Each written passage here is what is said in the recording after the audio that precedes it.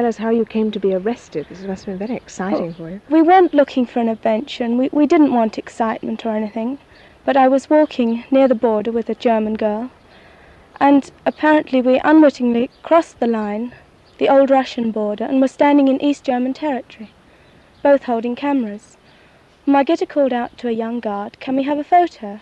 And he said, "Oh yes, we'll come down and see you." And they came round, and he said, "Where shall I pose?" And then he looked at our cameras. He was very friendly, and then he said, "I'm sorry, I'm afraid you'll have to come with us, because you're on East German ground." So we went back to him to the camp. And what happened there? Well, we were each put separately for half an hour in a dark cellar, but apart from that there was nothing to complain about. We had to give our names and addresses, of course, and then we were very, very well treated, and we were warm and well fed and everything. Were you interrogated, Vanessa?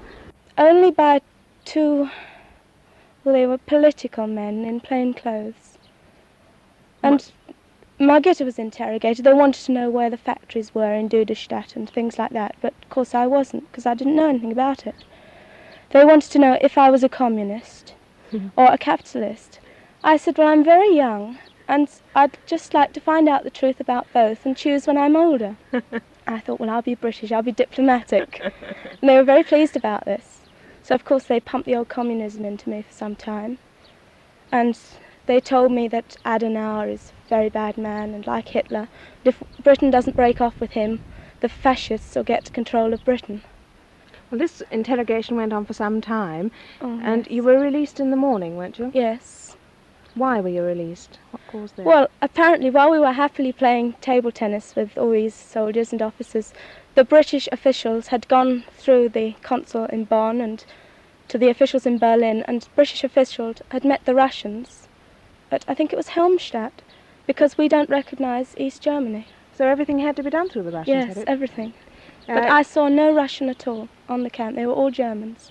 Were you at all frightened? No, I wasn't. I had implicit faith in the British consul. Will you go again, or has it put you off going? No, I'd like to go again and find out more. I've learnt a great deal about them that you don't hear in Western papers.